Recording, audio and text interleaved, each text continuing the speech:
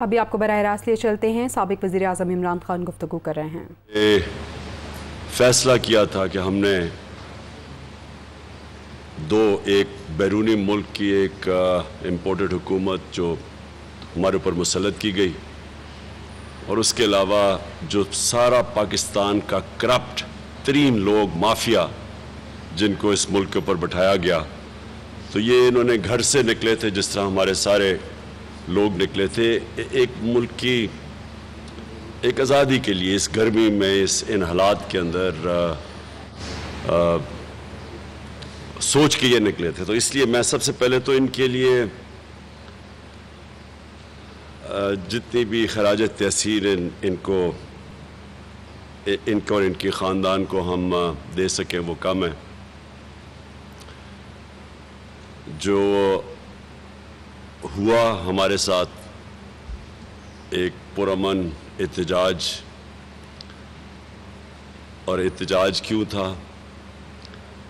پہلے ایک کانسپریسی کے ذریعے حکومت آتی ہے، پھر وہ پوری کانسپریسی بنتی ہے اور اس کے اندر ہر قسم کا ایکٹر شامل ہو کے ایک 22 کروڑ لوگوں کی الیکٹڈ حکومت کو گراتا ہے۔ اور جو میں بار بار کہتا ہوں کہ سب سے زیادہ ہمارے ملک کی توہین یہ ہے کہ 30 سال سے جو لوگ اس ملک کو کھا رہے تھے، پیسے چوری کر کے باہر بھیج رہے تھے، ہر قسم کے جرم کر رہے تھے، ان لوگوں کو اس ملک کے اوپر مسلط کیا جاتا ہے۔ تو اس کے خلاف ایک پرامن احتجاج بھی کرنے کی اجازت نہیں دی گئی۔ جو اس قوم کو غصہ ہے، جو میں نے تو فیصلہ کیا کہ میری جو باقی زندگی ہے وہ صرف اس قوم کی حقیقی آزادی کے لیے،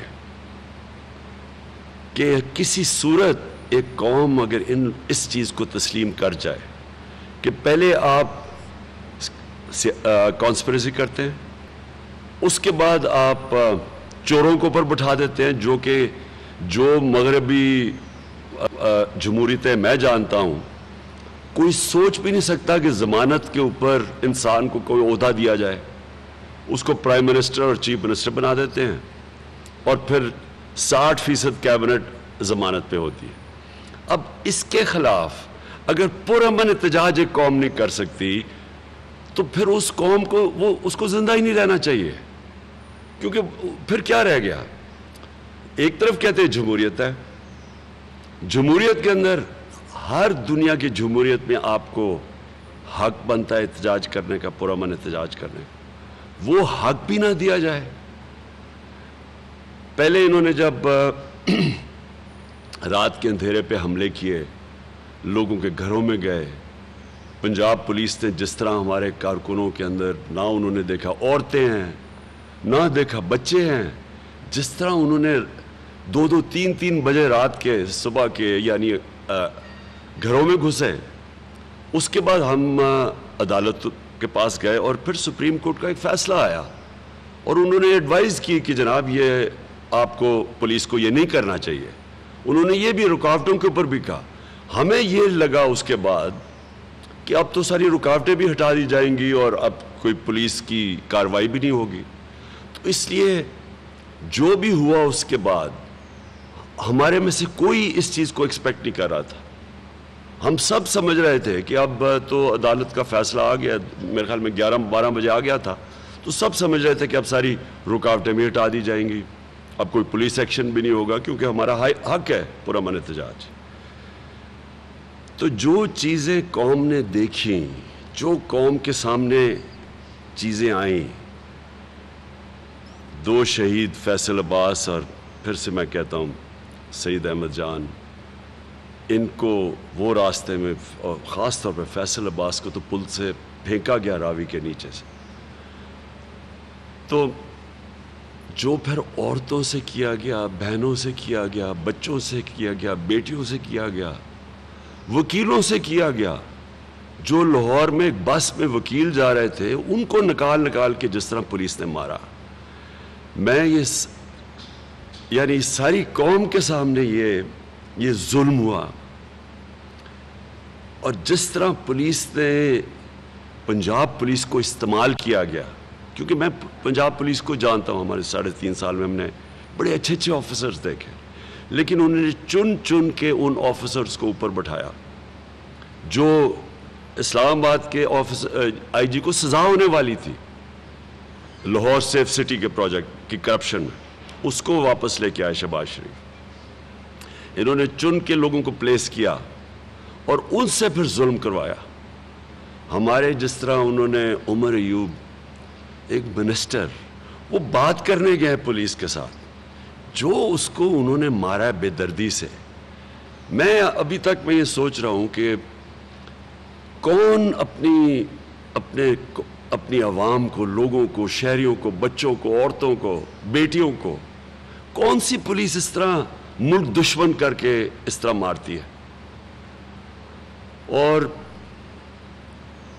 جیسے جیسے راستے میں ہمیں خبریں آتی گئیں، کیونکہ ہمیں بڑی دیر لگی، 20 گھنٹے لگے پہنچتے اور خاص طور پہ جب ہم پنڈی اور اسلام آباد میں جب گھسے تو جس طرح عوام نکلی اور ساری رات عوام کھڑی رہی سڑکوں کے اوپر، میں حیرت تھی کہ فیملیز کھڑی تھی، بچے تھے، بچے اٹھائے ہوئے تھے لوگوں نے۔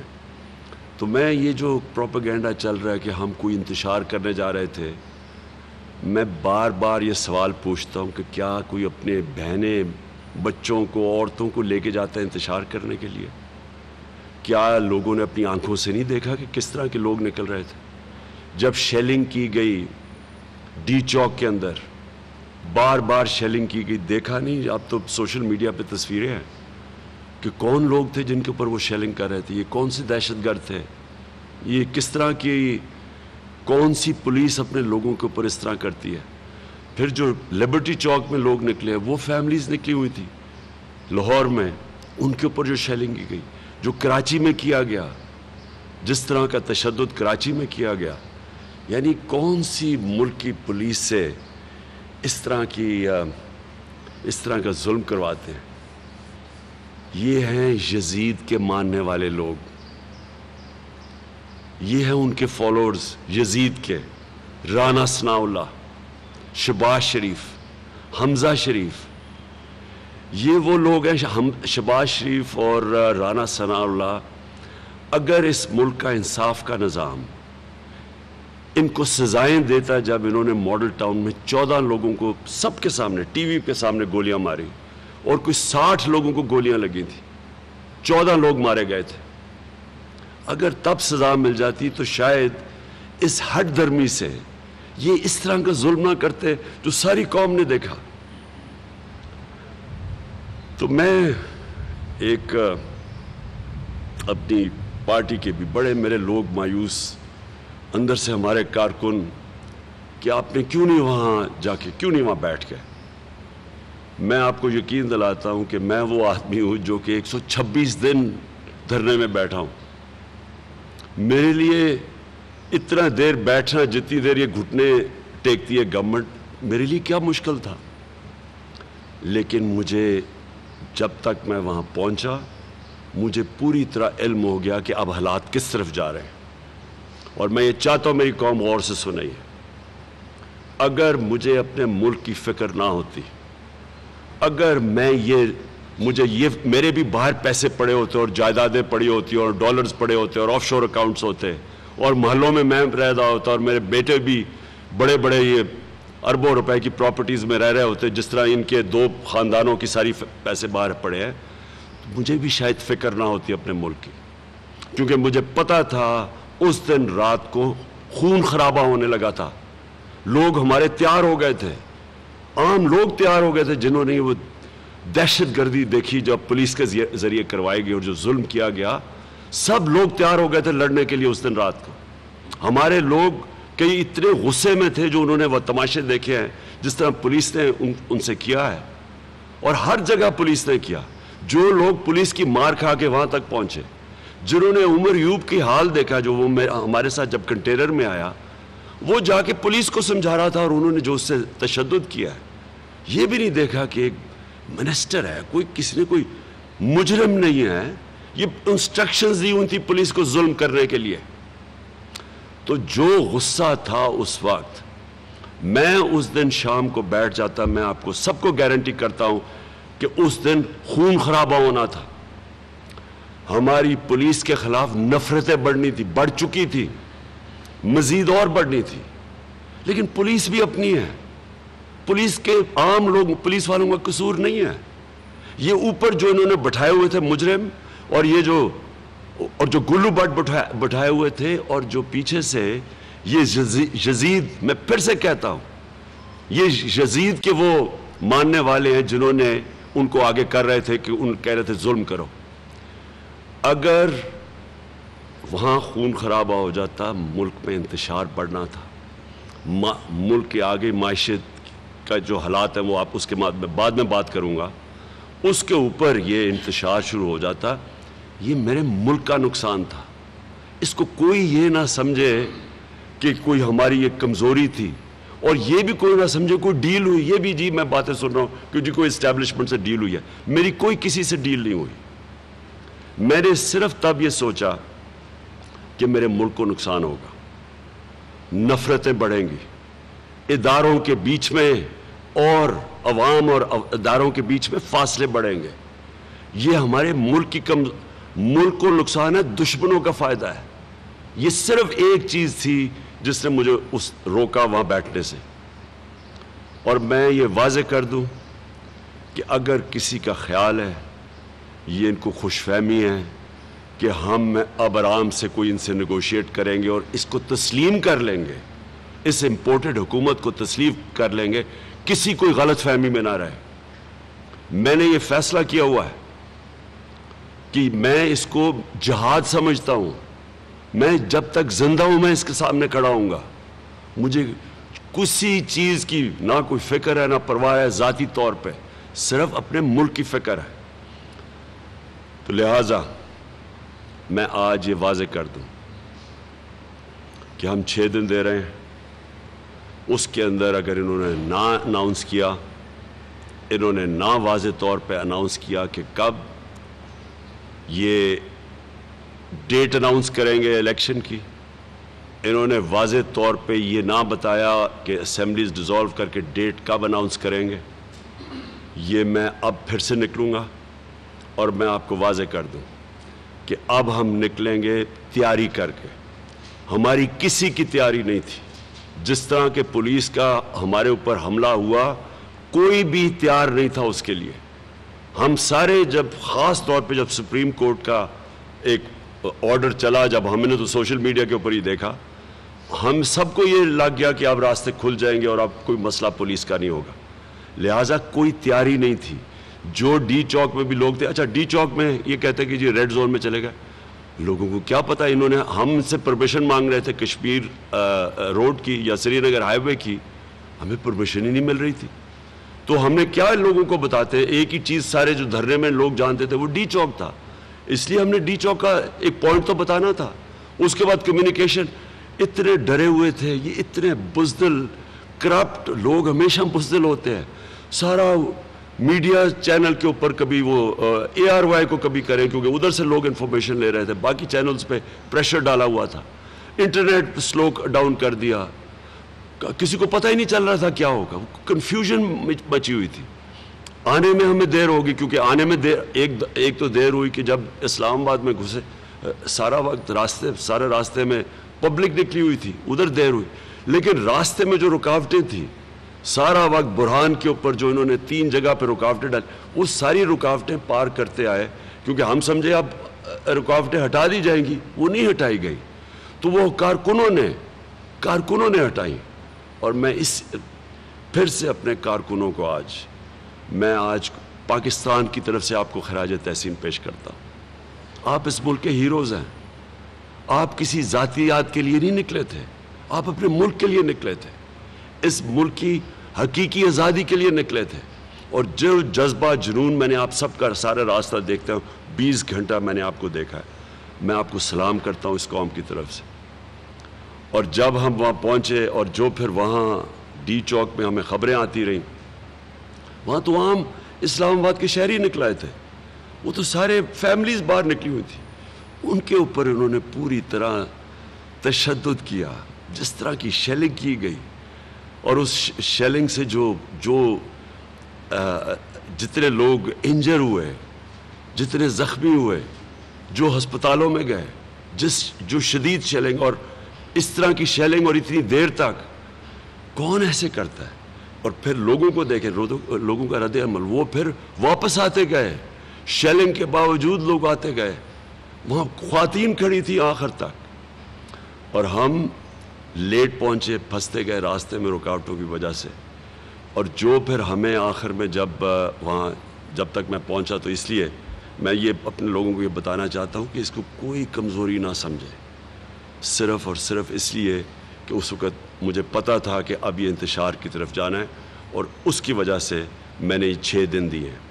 اب ان 6 دنوں کے اندر میں نے آج چیف جسٹس آف پاکستان کو خط لکھا ہے, اور میں نے ان سے یہ سارے سوال کیے کہ کیا ایک جمہوریت کے اندر ایک پرامن احتجاج کرنے کا ہمارے پاس حق ہے یا نہیں ہے. یہ فنڈامنٹل رائٹ ہے ایک شہری کا. کیا اس طرح کا آگے اگر ہم کوئی احتجاج کرتے ہیں, اور خاص طور پہ ان چوروں کے خلاف, اور یہ جو اب حرکتیں کر رہے ہیں, جو اب اسمبلی میں یہ کروا رہے ہیں, یہ بالکل غیر آئینی چیز ہے کہ آپ اوورسیز پاکستانی اس کا حق لے لیں صرف اس لیے کہ آپ کو ڈر لگا ہوا آپ الیکشن نہ ہار جائیں. یہ سارے جو آپ حربے استعمال کریں گے, میں اپنی عدلیہ سے پوچھتا ہوں کہ کیا آپ سمجھتے ہیں کہ ہم اب یہ چپ کر کے بھیڑ بکریوں کی طرح یہ سب مان لیں گے چیزیں؟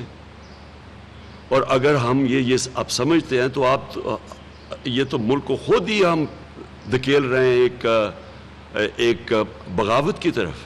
کیونکہ اس کا اگلا سٹیپ کیا, اگر آپ کسی کو پرامن احتجاج نہیں کرنے دیں گے تو ان کے پاس پھر کتنے راستے رہ جائیں گے. تو اس لیے میں نے چیف جسٹس صاحب ان کو بھی آج خط لکھا ہے کہ کلیئر کریں پوزیشن, کیونکہ انہوں نے اگر 6 دن کے بعد نہ کیا, میں پھر کال دوں گا قوم کو. اور میں آپ کو یقین دلاتا ہوں کہ جو اب 6 دنوں تک ہمیں پتہ چل جائے گا کہ ہمیں کیا ہمارا پاکستان کا سپریم کورٹ ہمارے فنڈامنٹل رائٹ کو پروٹیکٹ کرتا ہے یا نہیں. میں تو حیرت یہ ہے کہ جس طرح وہ سوشل میڈیا پہ چل رہا ہے, وہ وکیل ایک بس کے اندر ہیں, اس میں عورتیں بھی ہیں, ان کو نکال کے جس طرح مار رہے ہیں. یہ کبھی کسی نے اس طرح کی چیزیں دیکھی ہیں؟ یعنی میں ابھی تک حیران ہوں کہ کون سا انصاف کا نظام اس چیز کو اجازت دیتا ہے. اور یہ لوگ, ساری قوم کو اب پتہ چل جانا چاہیے کہ حق کے اوپر کون کھڑا ہے, کون اس ملک میں ظلم کر رہا ہے, کون اس ملک کے اندر ایک ملک کی حقیقی آزادی کے لیے کھڑا ہے, اور کون اس ملک کے لیے کرپٹ نظام کو بچانے کے لیے ہر سطح پہ جانے کے لیے تیار ہے, اداروں کو آپس میں لڑانے کے لیے, عوام کو اداروں کے خلاف کرنے کے لیے تیار ہے, نفرتیں پھیلانے کے ایک پولیس کے خلاف جو لوگ تیار ہیں. دوسری, اب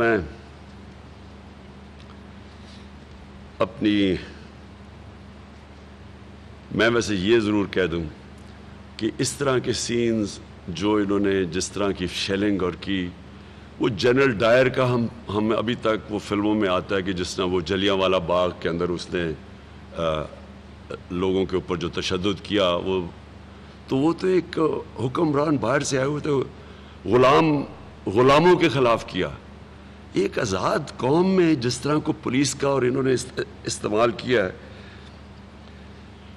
اچھا جی, میں اب آنا چاہتا ہوں دوسری چیز کے اوپر. آئی ایم ایف کے پریشر میں آ کے انہوں نے 30 روپے لیٹر ڈیزل اور پیٹرول بڑھایا. میرا سب سے پہلے سوال یہ ہے کہ کیا اتنا بڑا کبھی بھی پاکستان میں کبھی بھی فیول کی قیمت میں اتنا اضافہ کیا گیا؟ ان کے لوگ کہہ رہے ہیں جی کہ اوہو جی بڑا مشکل. انہی کے اللہ الحق ہے, وہ کبھی سچ زیادہ دیر چھپتا نہیں ہے. انہی کی سٹیٹمنٹ سن لیں, مفتاح اسماعیل کی, خاقان عباسی کی, کہ جب ہم عالمی پریشر کے اندر آ کے قیمتیں بڑھا رہے تھے, اور پھر بھی پاکستان سب سے ہم نے کم پٹرول کی اور ڈیزل کی قیمت رکھی تھی عوام کو بچانے کے لیے. سارے بر صغیر میں ہماری سب سے کم قیمتیں تھیں, لیکن انٹرنیشنل قیمتیں بڑھتی گئیں. تو جب بڑھتی گئیں, ہم نے ایک پوائنٹ پہ فیصلہ کیا کہ ہم اب مزید اور بوجھ نہیں ڈالیں گے اپنے لوگوں پہ. ہم نے ٹیکس کلیکشن, جو ہمارا جتنا ہم نے ٹیکس کلیکٹ کرنا تھا, جو ٹارگٹ تھا, اس سے زیادہ ٹیکس کلیکٹ کیا. ہم نے ادھر سے بھی اور باقی جگہ سے پیسہ نکول کے ہم نے فیصلہ کیا کہ جون تک ہم نے پٹرول اور ڈیزل کی قیمت بڑھنے نہیں دینی. ہم نے اس کو سبسڈائز کیا. ہم نے اس لیے کیا اپنے عوام کے اوپر یہ جو بوجھ پڑتا جا رہا تھا یہ بچانے کے لیے. اور جب آپ ڈیزل اور پٹرول کی قیمت بڑھاتے ہیں تو سب کچھ بڑھ جاتا ہے, ہر چیز کے اوپر اس کا اثر پڑتا ہے. اس کا اثر پڑے گا خاص طور پہ جا کے بجلی کے اوپر, اور بجلی پٹرول ڈیزل جب بڑھتا ہے ہر چیز کی چیزیں مہنگی ہونے لگی. تو انہوں نے IMF کا پریشر برداشت نہیں کیا. میرا یہ اب میں اس نتیجے پہ پہنچ چکا ہوں کیونکہ میں نے تو اب 3.5 سال میں دیکھ لیا ہے, یہ جو باہر کی قوتیں ہیں یہ چاہتی نہیں ہیں کہ پاکستان اپنے پیر پہ کھڑا ہو, یہ چاہتی ہیں ہم کمزور رہیں. اب انہوں نے پریشر ڈال کے, اور کیونکہ اس حکومت میں تو کوئی پریشر لینے کی قابلیت ہی نہیں ہے, نہ ان میں ملک چلانے کی قابلیت ہے. 6 ہفتے کے اندر انہوں نے جو ملک کے ساتھ کیا وہ سب کے سامنے ہے. روپیہ بھی گرنا شروع ہو گیا, اسٹاک مارکیٹ, چیزیں ویسی مہنگی ہوں گی. اب اس کی وجہ سے مزید اور مہنگائی کی طرف اب جا رہے ہیں. تو میں یہ ان سے سوال پوچھتا ہوں کہ کیا اب ان کو نہیں پتا کہ اس ملک کے اوپر اب کس طرح کا پریشر پڑے گا عوام کے اوپر؟ عوام میں بدلی آئے گی. عوام جب یہ مزید اور مہنگائی آئے گی عوام تو بغاوت کی طرف جائے گی. ہم نے سری لنکا میں نہیں دیکھا کیا ہوا ہے, ہمارے سامنے 2 مہینے میں سری لنکا کدھر سے کدھر پہنچ گئے. یہ تو ہمیں ادھر دھکیل رہے ہیں. کیا اگر امریکہ کا ہمارا انٹرسٹ اتنا ہی ہوتا تو کیا ان کو نظر نہیں آ رہا کہ ملک میں بڑی مشکلوں سے ہم نے چیزیں کنٹرول کی ہوئی تھی؟ تو ہمارے اوپر بھی IMF کا پریشر تھا کہ قیمتیں بڑھاؤ. ہم نے انہوں نے یہ جو چیزیں بڑھائی ہے, میں آپ کو بتاؤں, اس سے یہ قوم کے اندر ایک ملک سے بدلی آئے گی, ملک سے بدل ہوں گے, وہ بدحالی آئے گی, اس کا جو امپیکٹ پڑے گا لوگوں کے اوپر. اور میں تو سمجھتا ہوں کہ یہ ہمیں ادھر دھکیل رہے ہیں جدھر سری لنکا جدھر پہنچ چکا ہے, اور اس کا جو امپیکٹ پڑنا ہے ہمارے ملک کے امن اور امن میں. تو میں اسی لیے جو سب سے زیادہ یہ جو سازش, وہ جو مراسلہ جو آیا تھا واشنگٹن سے, جو ہمارے ایمبیسڈر کی ملاقات ہوئی تھی ڈونلڈ لو سے, اس میں کیا بات کی تھی؟ اس نے کہا تھا کہ عمران خان روس کیوں گیا. اس نے نام لیا تھا کہ عمران خان روس کیوں گیا, اور اس لیے اس کو آپ ہٹاؤ, اور اگر نہ ہٹایا تو پاکستان کو نقصان ہوگا, اور اگر ہٹا دیا تو معاف کر دیا جائے گا. تو لگ ایسے رہا تھا کہ مجھے جو اصل معافی پاکستان کو, کہ میں روس کیوں چلا گیا. پہلے تو میں یہ واضح کر دوں کہ روس سارے ہمارے جتنے بھی سٹیک ہولڈرز تھے, فورن آفس تھا, یہ عسکری قیادت تھی, سب کی مشاورت سے میں گیا تھا. اور میرا مقصد روس میں جو ہم نے جو ان سے ڈیلز کی تھی, سب سے بڑا مقصد یہ تھا کہ ہم لوگوں کے اوپر, روس اس وقت 30%, اور ابھی بھی اگر یہ چاہیں ہندوستان نے روس سے 30% کم قیمت پہ خریدا ہے تیل. ہم بھی وہی ڈیل کر رہے تھے. 30% کم اگر ہم ان سے تیل خریدیں تو ہم عوام کے اوپر بوجھ کم کر سکتے تھے. ہم نے آگے سبسڈائز کیا ہوا تھا, ہندوستان نے کم کر دیا بوجھ. انہوں نے قیمتیں پتہ نہیں 15 یا 25 روپے انہوں نے اپنی ڈیزل اور پٹرول کی قیمت کم کر دی کیونکہ وہ روس سے لے رہے ہیں. اب میرا جو مسئلہ ان کو کیا ہے, ہندوستان آزاد قوم ہے, ان کو اجازت ہے, اسٹریٹجک ایلائے ہے, ان کو اجازت ہے روس سے وہ تیل بھی خریدیں, ملٹری اکوپمنٹ بھی خریدیں. ہمیں کیوں نہیں اجازت؟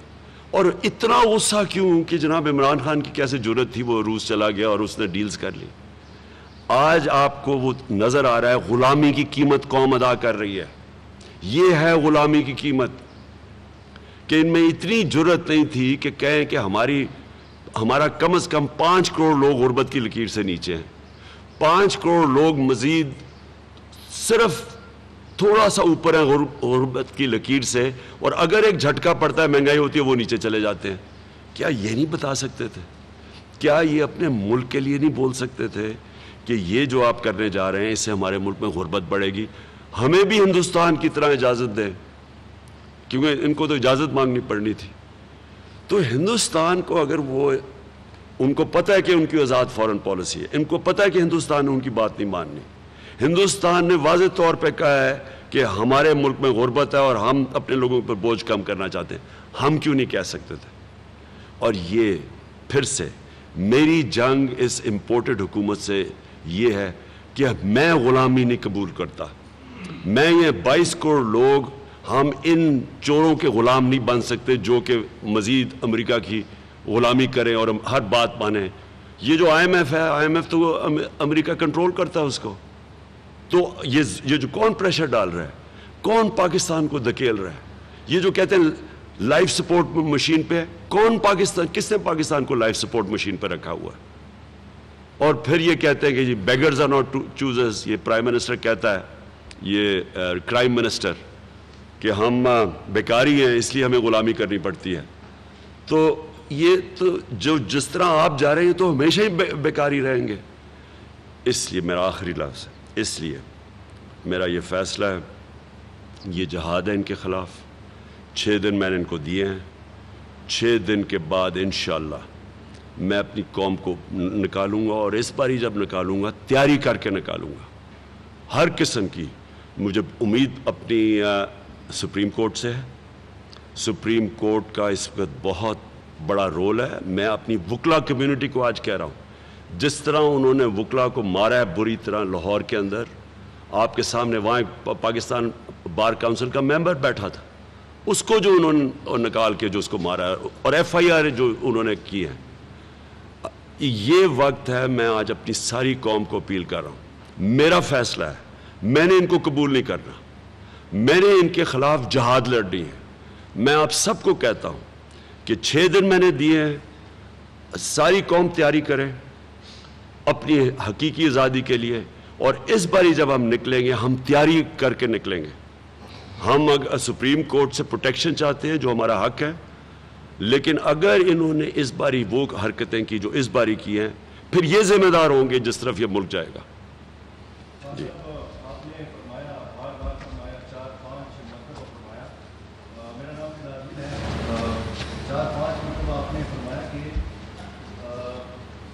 تیاری کے ساتھ ہے. ایک تو تعصب جو باہر پھیلا ہوا ہے, وہ شاید آپ کو بھی پتا ہے کہ تعصب کے حوالے سے بات کر رہے ہیں کہ آپ کی کوئی ڈیل ہوئی ہے وہاں پر اٹک کے پاس یا سوابی کے پاس کوئی خاکی رنگ کا ہے جو آپ کو رک رہا تھا وغیرہ وغیرہ جو بھی ہے. آپ نے سپریم کورٹ کو خط لکھنے کے حوالے سے بات کی ہے, یہ ہو گئی قانونی جنگ. اگر آپ پوری تیاری کے ساتھ جا رہے ہیں تو آپ کس قسم کی تیاری کی بات کر رہے ہیں؟ یعنی ایک طرف آپ نے اپنے کارکنوں کو بچایا, عوام کو بچایا پولیس کے تشدد سے, ریاستی تشدد سے, اور دوسری طرف آپ کہہ رہے ہیں کہ مزید تیاری کے ساتھ ہو جائے. دیکھیں میں تیاری کا مطلب کیا ہے, تیاری کا مطلب یہ ہوگا کہ اس باری ہمارے جو لوگ ہیں وہ گھروں میں نہیں پکڑے جائیں گے.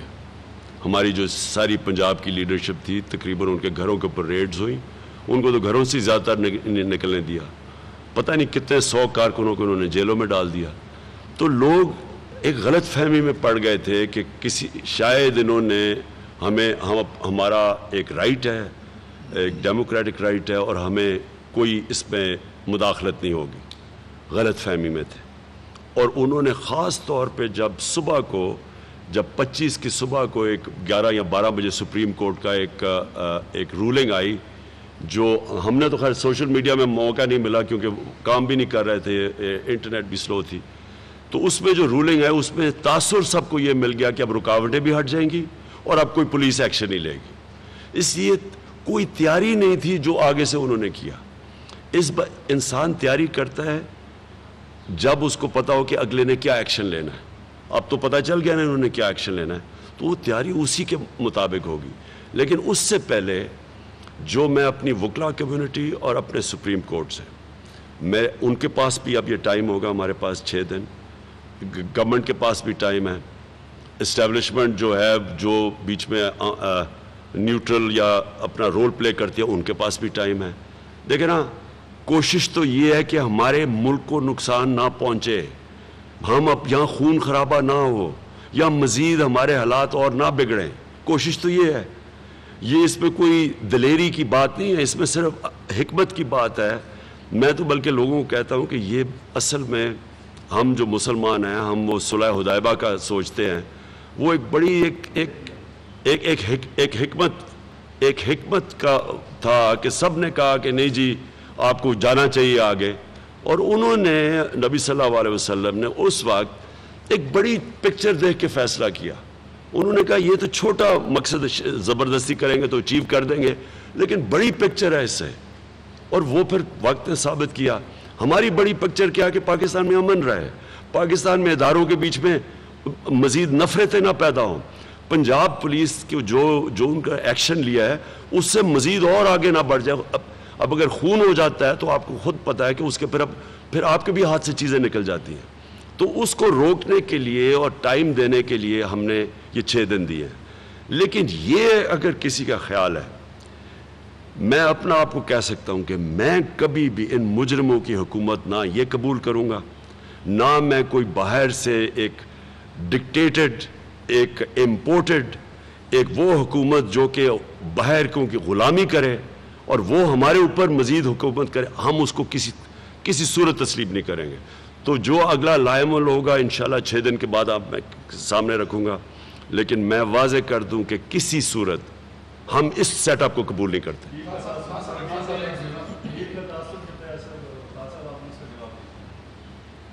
بولے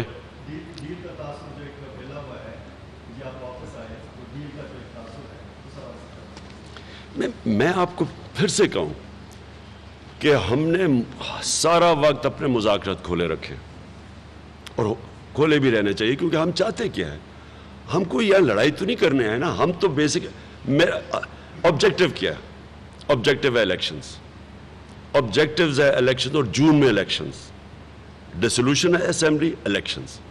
اس آبجیکٹو پہ ہم نے پہنچنا ہے. سب سے بہتر طریقہ تو یہ ہے کہ ہم نیگوشیٹ کر کے مذاکرات سے پہنچ جائیں. لیکن اگر یہ نہیں اس سے پہنچیں گے تو پروٹیسٹ سے پہنچیں گے, پبلک پروٹیسٹ. اور میں آپ کو یقین دلا دوں کہ اس وقت قوم جدھر کھڑی ہے, کوئی قوم ان کو تسلیم کرنے کے لیے نہیں تیار. سو پروٹیسٹ ہم کریں گے. اب ہم چاہتے ہیں کہ ہمیں پھر اگر یہ نہیں مانتے تو پرامن پروٹیسٹ کرنے کا دیں. اگر یہ پرامن پروٹیسٹ بھی نہیں کرنے دیں گے, یعنی اگر یہ سارے سمجھتے ہیں کہ ہم بھیڑ بکریوں کی طرح یہ ظلم سہ لیں گے, یہ نہیں ہونے لگا.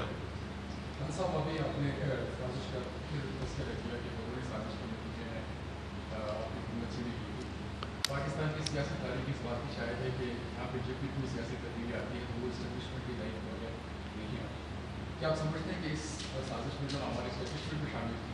اور دوسرا میرا آپ سے کوشچن یہ ہے کہ آپ کے بات یہ لگ رہا ہے کہ یہاں پہ بیٹھ کے آپ صبح حکومت کے وسائل استعمال کر رہے ہیں, پیٹرول کا استعمال کر رہے ہیں, باقی تمام وسائل استعمال کر رہے ہیں.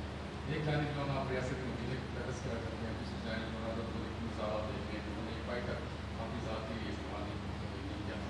تو جو آپ کا الزام لگ رہا ہے اس لیے ریاست کے وسائل استعمال کرنے کا, اس کا جواب بنا. اور دوسری بات انہوں نے یہ کی تھی کہ محمود خان نے ذرا چونکہ انہوں نے بھی چڑھائی کی کہ وہ اس لیے انہوں نے حصہ لیا تھا, رانا رسول اللہ نے کہا نہیں کریں گے, تو اس کے بارے میں آپ کا کیا ہے؟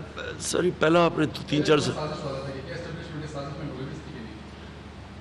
دیکھیں سازش میں کون ملوث تھا وہ ساری قوم جانتی ہے. جو ہوا چیزیں اس کے اوپر میں آگے بات نہیں کرتا. سب کو پتہ ہے کس کس کا کیا رول تھا, عوام سب جانتی ہے. آپ کا دوسرا یہ ہے کہ یہاں کے جو وسائل ہیں وہ وقت پہ سب کو پتہ چل جائے گا کون ہے, کون سامنے آ جائے گا. لیکن دیکھیں میں یہ کہتا ہوں کہ جو ہم نے دیکھا ہے, یہ جو یزید کے فالوورز نے جو کل کیا ہے, میں تو ساری بیوروکریسی کو بھی کہتا ہوں, سارے اداروں کو بھی کہتا ہوں, جنہوں نے اس کے اندر شرکت کی ہے, ان سب کو جواب دینا پڑے گا. اس قوم کو بھی, اوپر اپنے والے کو بھی, اللہ کو بھی. کیونکہ میں نے جو دیکھا حالات وہاں, کس طرح یہ لبرٹی چوک اور ڈی چوک میں خاص طور کی میں بات کر رہا ہوں, اب فیملیز دیکھ رہے ہیں کھڑے, وہ کس طرح کے حیوان تھے جنہوں نے فیملیز کے اندر ڈائریکٹلی اس طرح انہوں نے ٹیئر گیسنگ کی ہے. اور پتہ ہے کہ بچے دیکھ رہے ہیں. تو ان ساروں کو ان سے جواب تو یہ قوم لے گی. اب آ جائیں جی، آپ بات کر رہے ہیں کہ یہاں کے دیکھیں آپ کوئی سیاسی مقاصد نہیں ہوتا، یہ ملک کے لیے ہم سب کر رہے ہیں. اور آپ بالکل اس کی فکر نہ کریں کہ ہم کبھی بھی میں جو آدمی اپنے گھر میں رہتا ہے اور ایک کیمپ آفس نہیں ڈکلیئر کرتا، 2 گھر ہیں دونوں کیمپ آفس نہیں، اور 1 ارب 8 کروڑ روپیہ اپنے آفیسز کا کم کر پاتا ہے، وہ کبھی بھی گورنمنٹ کے وسائل کے اوپر نہیں چلتا. اس کو اور کچھ نہیں، خوف خدا ہے.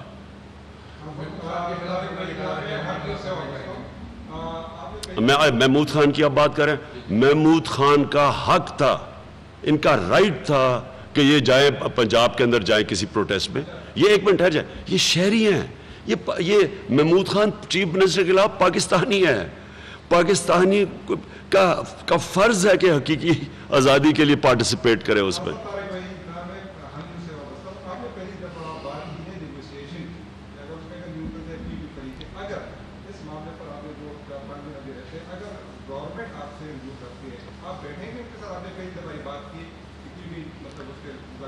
ہم گورنمنٹ کے ساتھ بالکل بیٹھ سکتے ہیں، لیکن یہ آپ کو بتا دیں کہ نیگوسیشنز میں یہ ہوگا کہ الیکشنز آپ کو اناؤنس کرنے پڑیں گی جون کے مہینے میں. الیکشنز اناؤنس کرنے کے لیے آپ تیار ہیں؟ باقی ساری نیگوسیشنز کے اوپر ہم بیٹھنے کے لیے تیار ہیں. مجھے صرف یہ انہوں نے جو قانون چینج کیا اوورسیز پاکستانی کو ووٹ نہ دینے کا، یہ ہم سپریم کورٹ میں بھی جائیں گے.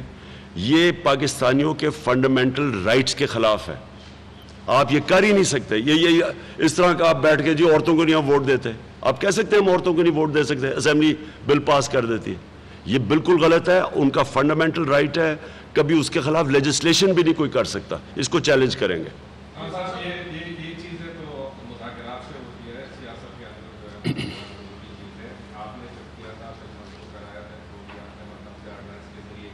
کون سے؟ کون سا بل؟ ہمارا جو بل تھا وہ جوائنٹ سیشن آف پارلیمنٹ کے اندر پاس کیا گیا تھا.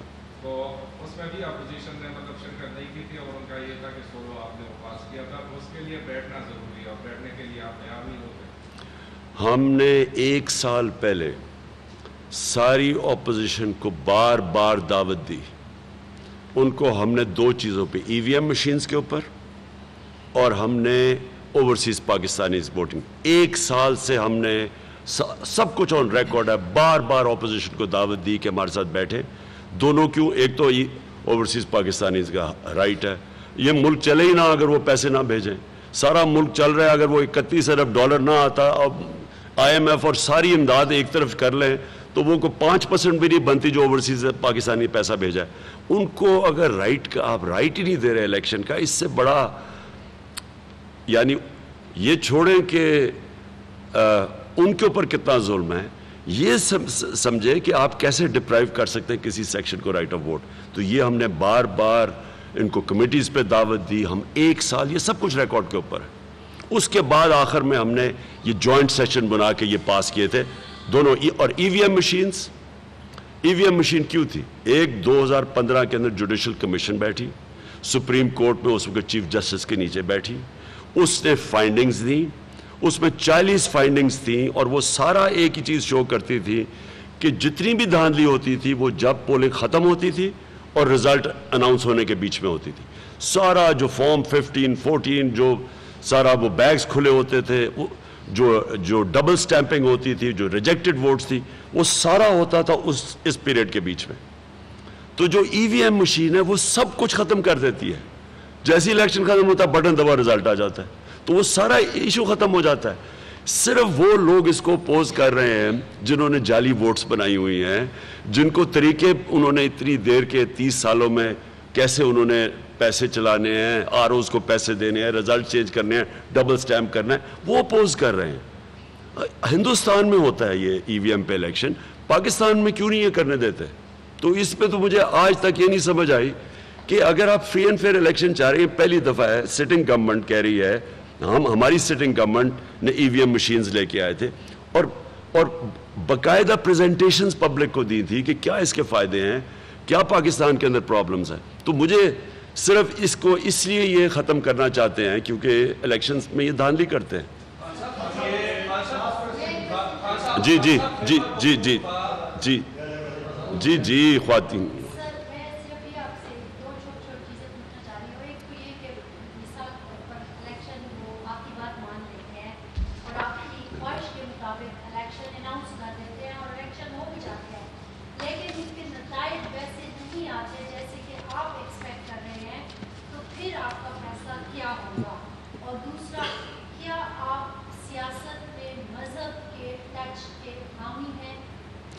پہلی چیز تھی آپ کو میں واضح کر دوں کہ جو آپ کہتے ہیں نا کہ الیکشنز کے رزلٹس نہیں آتے، میں وہ کرکٹ کی 200 سالہ تاریخ کا وہ کیپٹن ہوں جس نے نیوٹرل امپائر لے کے آیا تھا.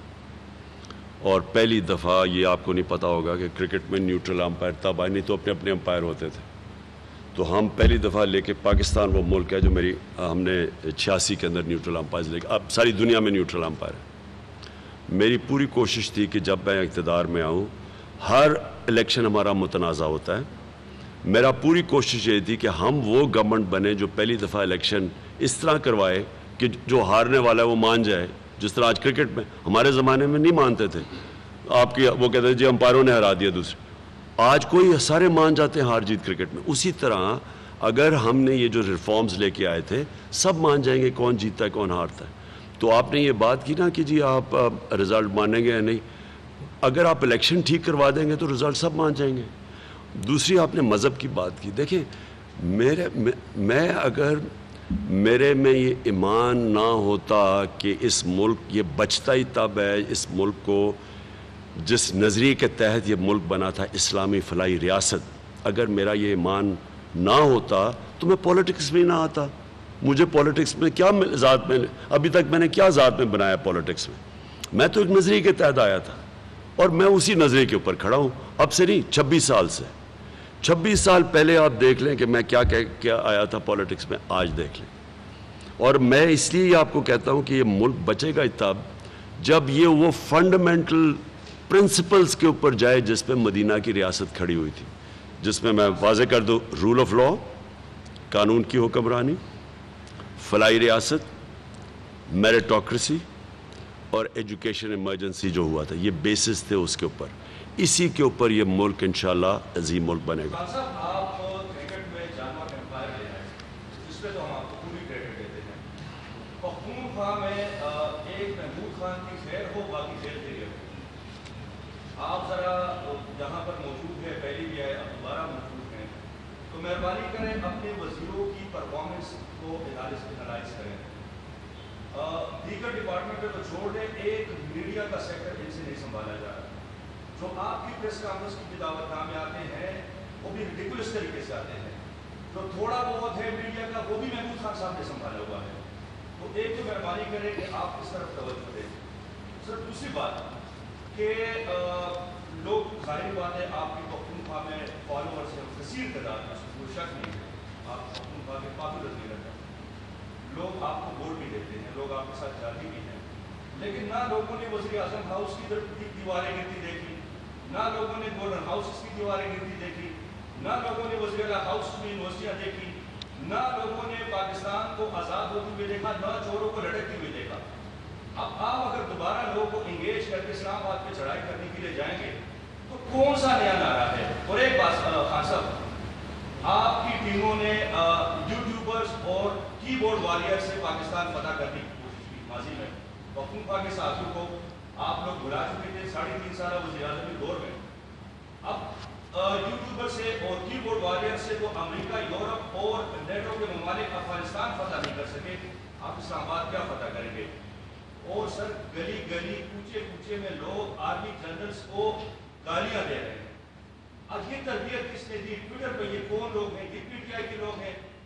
آپ اپنے ورکر کو پاکستان کے اداروں بالخصوص آرمی اور جو عدلیہ ہے اس کے حوالے سے کیا پیغام دیں گے کہ جو آرمی جنرل کے حوالے سے یہ پیغام آپ نے کہا تھا کال میں پیغام پہنچا دے، تو میرے خیال سے کال تک پہنچ چکا ہے، گالیاں بڑھ رہی ہیں. تو آپ عوام توقع کر رہے ہیں کہ آپ اپنے ورکر کی تھوڑی سی تربیت کر دیں. آپ وہی بالکل آپ اپنی تحریک چلائیں، ان چوروں کے خلاف چلائیں، پاکستان کو فتح کریں، فتح کر کے دوبارہ آپ عوام کی خدمت کریں.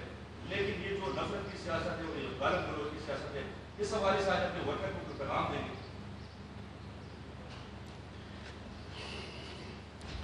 میں اس کا بڑا سخت جواب دے سکتا ہوں، لیکن میں وہ نہیں دوں گا آپ کو. میں صرف آپ کو ایک بات بتانا چاہتا ہوں کہ کوئی فتح نہیں کرتا. آپ الیکشنز کو جب آپ اناؤنس کرتے ہیں کہ ہم ملک میں الیکشنز کروانا چاہتے ہیں تو آپ فتح نہیں کرنا چاہتے. آپ جو لوگ چاہتے ہیں ان کی رائے پہ آپ آنا چاہتے ہیں، جس کو مرضی پبلک کر دیں. ہمارا صرف مسئلہ یہ ہے کہ ہم ایک کسی سازش کے تحت، جو اتنا واضح سازش ہوئی ہے پاکستان کے اوپر، جس کے اوپر ہم نے سپریم کورٹ کے چیف جسٹس کو بھی پاکستان کے پریزیڈنٹ نے وہ مراسلہ بھیجا ہوا ہے جس میں سازش واضح ہے. ہم صرف یہ کہہ رہے ہیں کہ ہم کسی امپورٹڈ باہر سے کسی حکومت کو اوپر نہیں دیکھنا چاہتے، کیونکہ ایک آزاد ملک ہے. ہمارے بڑوں نے آزادی کی پوری تحریک پہ شامل ہو کے آزاد کیا تھا. جو بھی قوم جس کو ووٹ دینا چاہتی ہے بسم اللہ. ہم تو صرف یہ نہیں چاہتے کہ کوئی ہمارے اوپر امپوز کیا جائے. باقی یہ جو ساری آپ نے باتیں کی ہے، مجھے تو اس کی سمجھ ہی نہیں آ رہی کہ کی بورڈ وارئرز اور یہ اور وہ. آپ کو پتہ ہے کہ سوشل میڈیا کو آج تک کوئی کنٹرول نہیں کر سکا. آپ کو اندازہ ہے، آپ ٹرینڈ چلائیں سوشل میڈیا پہ، آپ کوئی ٹرینڈ چلاتے ہیں، وہ اگر لوگ اس کو فالو نہیں کرتے وہ کل ختم ہو جاتی ہے. ٹرینڈ چلتی ہے. یہ ایک سوشل میڈیا ایک وہ چیز ہوئی ہے جس نے عوام کو ڈیموکریٹائز کر دیا ہے. سارے عوام کے پاس آواز آ گئی ہے. جس کے پاس فون ہے اس کے پاس آواز ہے، وہ اپنی آواز سامنے رکھ دیتا ہے. تو اس کو تو کوئی کنٹرول نہیں کر سکتا. یہ غلط فہمی جی آپ نفرتیں پھیلا رہے ہیں. نفرتیں میں پھیلانا چاہتا جو کل حالات تھے وہاں نفرتیں آپ نے تب دیکھ لی تھی کیسے پھیلنی ہے جو آگے کل انتشار ہونا تھا. ہم اپنی طرف سے ملک کو اکٹھا کرنے کی کوشش کر رہے ہیں، یونائٹ کرنے کی کوشش کرتے ہیں. ہر جگہ کوشش کرتے ہیں کہ چاروں صوبوں یونائٹ ہو. کوئی صوبہ، کوئی یہ جو لسانیت نہ ہو، کوئی صوبیات نہ ہو. ایک ملک کو ایک قوم بن کے نکلیں. کوشش کر رہے ہیں کہ سارے طبقے اکٹھے مل کے چلے. نظریہ پاکستان اس لیے کہ اس کے اوپر ساری قوم اکٹھی تھی، اس کو اس لیے سامنے لے کے آ رہے ہیں، جس کو آپ دین بیچ میں لے کے آ رہے ہیں. پاکستان بنا ہی ایک نظریے کے اوپر تھا، نہیں تو بننے کی ضرورت کیا تھی. تو اس لیے قوم کو اکٹھے کرنے کی کوشش کر رہے ہیں. یہ جو آپ نے باتیں کی ہیں بالکل آپ نے غلط کی ہیں، اور ایک غلط قسم کی تقریر کر دی ہے بیٹھ کے یہاں جو یہ پریس کانفرنس ہو رہی ہے. Thank you.